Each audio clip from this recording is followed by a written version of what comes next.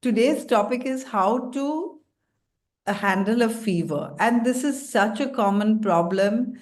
And I've realized that people who are following Sharan lifestyle often fall off the wagon when it comes to a fever.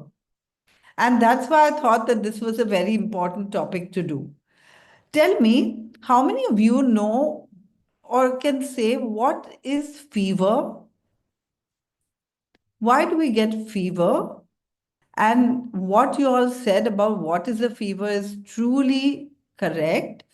The normal body temperature is about 98.6 or 37 degrees centigrade, 98.6 degrees Fahrenheit. And if the temperature goes above that, we call it a fever. And what you all said is very true that the body produces fever in order to raise the temperature so that it is not hospitable, so that the body is no longer hospitable to the invading organisms, whether they are viruses or bacteria. That means the body is creating the fever. And the body always works to heal. So we should understand that fever is not something bad, it is something good. And we should thank the body for producing the fever so that we can heal or we can throw out toxins or whatever is the reason, right? So, fever is never bad.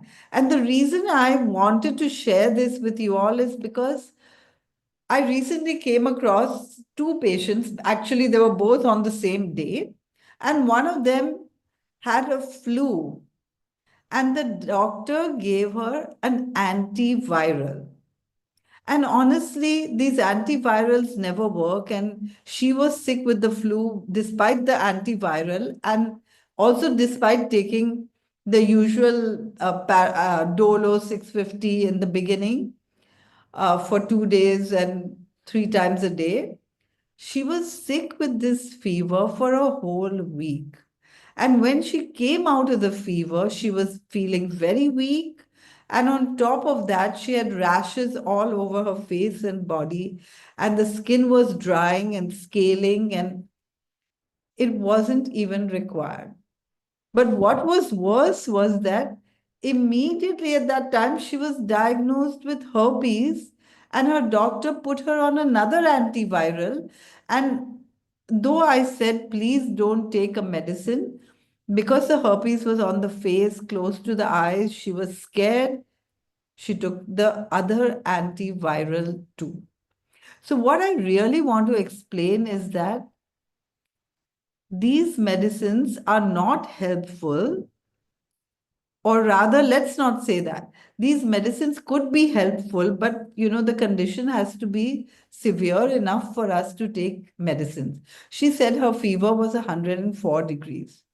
On that same day, I saw another patient and he had chikungunya. He was diagnosed with chikungunya. He had severe body ache and fever, and he was given a lot of medicines for the fever and the body ache.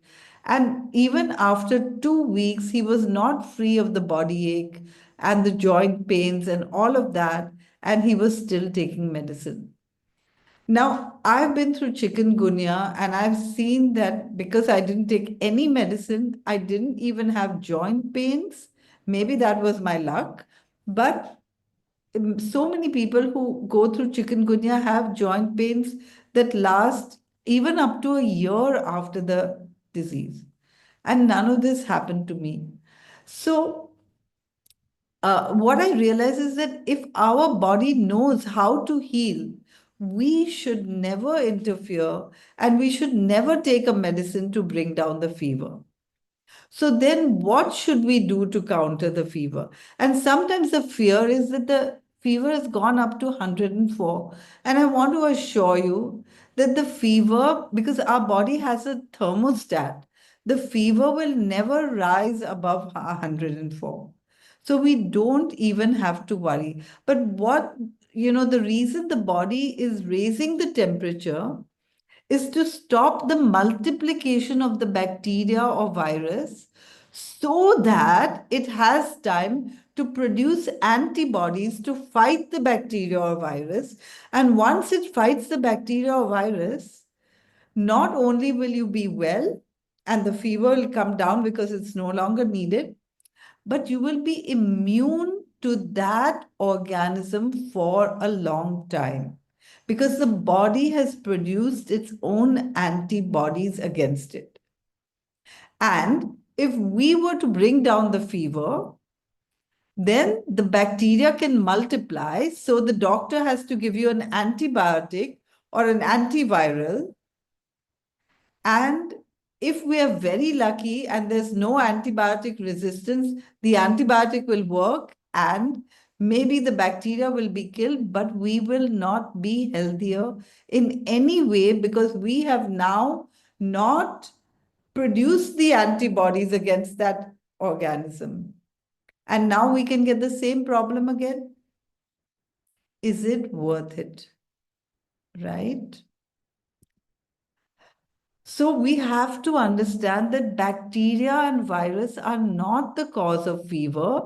Bacteria and virus are everywhere. We're breathing in bacteria and virus. We are, whenever we put our hands in our mouth, even if we wash them, there are some bacteria and virus. If we wash our vegetables, there's something there. And we don't even notice it because we have produced an immunity that is lasting for us. And so, only when something new invades our body do we have to produce an immunity. Like, for example, when there was this COVID going around everywhere, and initially, COVID was a little stronger because people had not produced antibodies against the COVID virus. But after some time, the COVID itself became weaker because we had all produced antibodies against it. In fact, the fear of COVID was causing more damage than COVID itself, not to mention the vaccination, which caused even more damage because so many people ended up with autoimmune diseases and heart attacks and various problems, even fulminating cancers after the antibiotic and after the vaccination. And this wasn't even necessary because if we were not in fear mode, we would have seen that, like with any illness, some people who are relatively weak get it quickly, and that's just a wake up call. If we wake up and start taking care of our health, we don't need to get such severe illnesses. And there were people who actually helped other people get well from COVID without all the hospital paraphernalia. And we at Sharan also had a COVID desk, which Sharmila was handling. And there was not a single loss of life through that. And we saw so many patients of COVID. So imagine if we can heal ourselves, why are we letting these medicines get in the way? And when we do, sometimes now there's so many people, I mean, so many germs that are resistant to these antibiotics that we start with an antibiotic, we get a culture and sensitivity if we're lucky, then we maybe change the antibiotic. And what it does to our microbiome is another story altogether. Because, we have more bacteria within our body than all the cells in our body, 10 times more. And these are good bacteria and a few bad bacteria, maybe, but good bacteria that handle our emotions or mind, and they clear our mind, and they also help in digestion, and they also help in immunity. So, how can we protect these bacteria that we are living in symbiosis with? By avoiding all those medicines which kill them. You know how you don't feel good after an antibiotic because we have killed those good bacteria as well. And now digestion is difficult, nothing tastes good anymore. It's really we who are destroying our own health by this. The body always fights an infection. And if we didn't use these antibiotics, they would be so useful, life saving, when the infection is fulminating and we need something urgently. So now what we should talk about is how can we improve our immunity? And this is something all of us can do to get to the next level. First of all, right nutrition. And I won't go into that because all of you, as I understood right in the beginning, everyone here already knows about Sharan lifestyle. And many of you are doing it. And, we only recommend the food that nature or God has designed for us. That means the foods that we are instinctively attracted to, the fruits and vegetables and no animal products, just because when you see a chicken or a goat walk by, our mouth doesn't water, and nor does it water when we are first given cow's milk in infancy. Every child runs away from the milk. So we talk a lot about right nutrition, but there are a few other things, exercise as well. Now, exercise also needs to be done according to our state of health. Like if you're sick, you don't need to do exercise. If you're sick, you need to take rest. Rest and exercise are equally important. So when we're well, we should do exercise or we should move so that we can maintain that flexibility as well as the energy levels or our musculature or our fitness. But when we're sick, rest is much more important. And our body actually tells us because you feel tired, you don't feel like doing anything, your body tells you to rest. And it's only during rest that we can heal. So even normally, we should go to bed latest by 10 and sleep without getting up with an alarm because the maximum healing takes place between 10 and 4. And the longer we sleep, the longer the healing will take place. Like I recently saw a patient with diabetes, and he told me that the days I don't sleep well, my blood sugar goes up. I was impressed because he was able to listen to his body enough to make that connection. And if we can all listen to our body and make the connections, our body is constantly speaking to us. And then water. Our body is 70% water. So if we can make sure that we are always hydrated, and remember that when we have fever, our temperature is going up, and so we're sweating and we're losing water. So it's always good to hydrate. And how much to hydrate? Our body will tell us because the body knows exactly how much water we need. So we just have to listen to our body. And then fresh air and sunshine. And unfortunately, we are living in cities where there's no fresh air and sunshine sometimes. But wherever we have a chance, or if we have a chance to go out of station, we should choose places where we're in nature because that's an opportunity to rebuild our health. And then minimum stress. Have the right attitude. We are always progressing and we should always be growing personally. So we should always do things so that um, we can raise our personal, emotional, and spiritual level. And this always helps with disease because sometimes when we are depressed, we invite disease. When we don't get enough rest, and often we don't get enough rest because we can't sleep because we're stressed, we are inviting disease.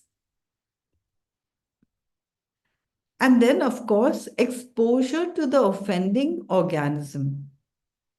What does that mean? Like during COVID, for example, Since I wasn't afraid of COVID, there were people who were living around me who had COVID here and there.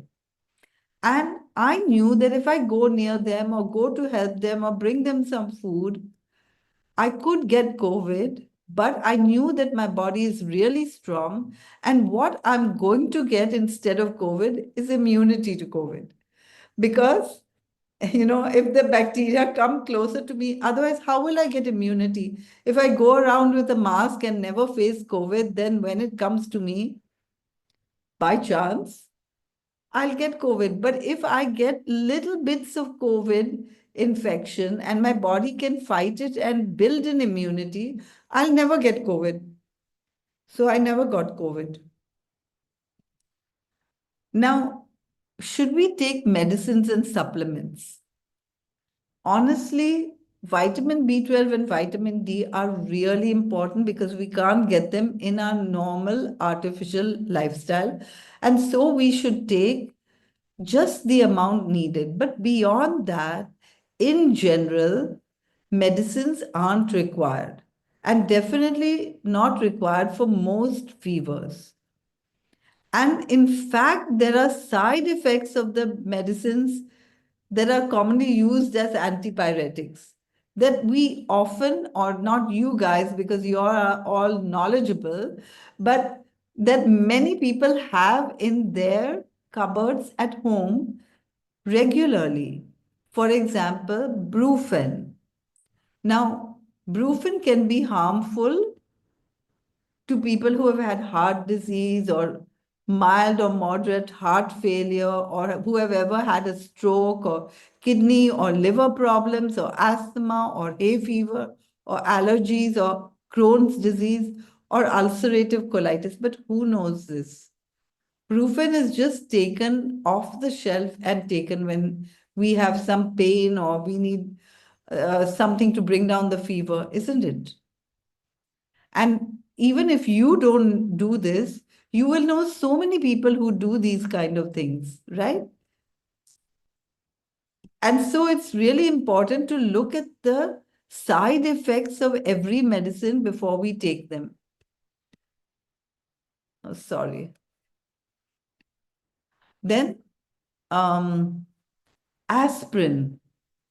Aspirin can be harmful to people with any bleeding disorder or even acidity or stomach ulcers, or it can also be harmful to people with um, blood disorders like hemophilia, where they can bleed easily, and people with high blood pressure and asthma, and of course, liver and kidney diseases, because everything we take put in our body is broken down by the liver and excreted by the kidneys. And sometimes people are taking these medicines on routinely, and it can actually end up as fatty liver or kidney disease. So we should avoid taking these medicines as far as possible. And then paracetamol, like Dolo 650. This causes rarely allergic reactions, low blood pressure, palpitations, blood disorders, and again, liver and kidney damage. And then Tylenol, which can really cause liver damage. Uh, so we really need to think about, do we want to harm our body when it's already suffering? Because when you take a medicine, the body has to divert itself from getting rid of the problem to getting rid of the medicine. Because anything that upsets the equilibrium in the body has to remove as soon as possible. So whenever we put something toxic in our body, like any of these medicines, the body has to first remove the medicine, then it can come back to fighting the infection. So we have diverted it. And then because we brought down the fever, we have to give antibiotics to actually fight the infection. So now what should we do if we are sick? The first thing is listen to our body. So the body tells us to rest, to drink, to not eat often, and maybe the body tells you to cover, or maybe the body might even tell you that it wants a fan or it wants something cold on the forehead. It all depends, right? And we should be a obedient servant to the body. So, what should we do for the fever? First of all, say thank you, body, for producing the fever. I know that you're working to take care of me. And then take rest, check the temperature regularly just to know how you're doing. And also, the other reason to check the temperature regularly is that it might help with a diagnosis, because there are some kinds of fever where it could help to take medicines. And I'm just coming to that. And then take cold packs if they help on the head. Hydration, drink whatever your body asks for, and calories and nutrition only as required. Eat when hungry. And what should we never do? That too many people do sometimes. Number one, panic. We have something important the next day, whatever it is, do not panic. Just follow your body. So, number two, take fever medication. I have to go to work, I'm taking fever medication. But then the fever lasts longer than it would have otherwise. And then take supplements in large doses. Take a lot of vitamin C and any multivitamins that you can find. No, nothing is required. And if you want vitamin C, there's nothing better than citrus fruits. You could just eat citrus fruits or have citrus fruit juice. And then take antibiotics. Never, never, never, never. And worse, prescribe to others instead of taking it from a doctor. Self medication is the worst. Now, if the fever doesn't subside, what should we do? Say we are actually listening to the body and we're checking the temperature, and the fever goes down every morning because always the body feels better after rest. But then it comes up again in the evening. So then what do we do? It's just taking days and days and it's not subsiding.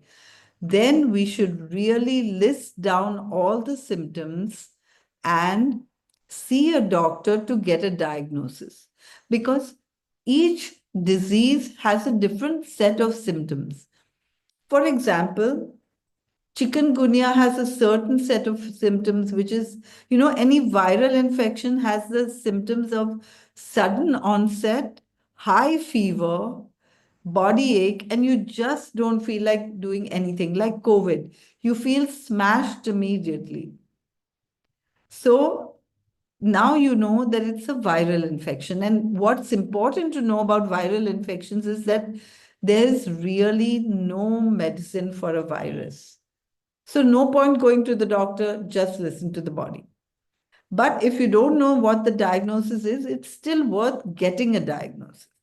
Or, for example, the fever rises and then it subsides, and then again it rises again in bouts after a chill. The fever rises and then you sweat and it comes down. And this is malaria, and there are different kinds of malaria. And often malaria just doesn't subside on its own. So here it might be important to take some medicine. Or, for example, nowadays you get these rickettsial fevers that come from ticks or bed bugs or little insects in the bed or in the forest. And these fevers can cause, disorientation. You're not uh, behaving normal anymore.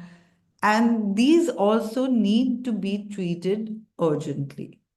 Or it could be something like a low grade fever like typhoid.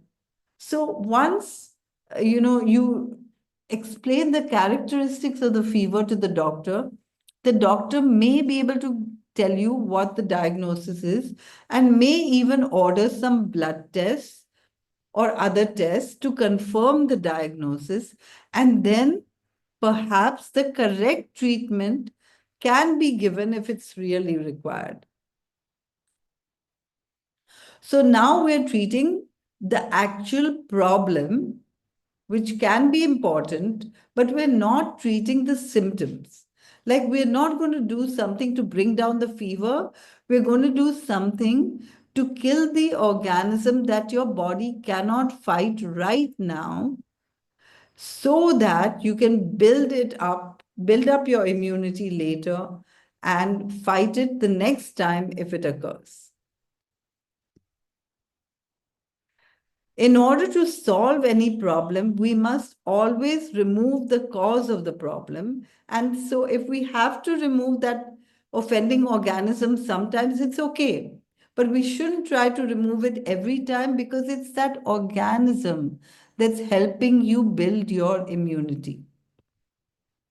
So, now, in summary, pathogens are everywhere and we can't escape them, and they are right now in the air everywhere. So it's better to build our immunity and not be afraid of them. But if something new comes, you may not be immune and you may succumb to it, and still our body will always work to heal. And our body speaks to us through symptoms. And if we listen to the symptoms and obey our body, most likely we will heal. And the fever is the body's defense mechanism. It's actually giving the body time to build that antibody defense. And we should understand the body's ability to heal and assist it, and minimize medicines and chemicals and raise our immunity. And this can be done on a daily basis by living healthy lifestyles always. And we must remember that we should always remove the cause of the problem. We should never work on the symptoms. That means if you have a headache, don't take a painkiller. If you have fever, don't take a medicine to bring down the fever. How can we support you? The first thing is website that we went through together. Even on WhatsApp, you can be in touch with us. You can WhatsApp on this number and join the group. And we are there on Instagram and Facebook. You can follow us there. There are loads of updates and information there. On YouTube channel also, and consultation number is given here. If you're looking for consultations, do call on this number and Nupur will guide you from there. We do conduct cooking classes, seminars and workshops for improving your health, weight loss programs, raw and detox programs. Dr. Nandita showed us, and the disease reversal programs are also there, and the wonderful health retreats where you can actually experience this lifestyle in person and get better. So thank you so much, all of you. And thank you all, you beautiful audience, for being there, and wish you health always.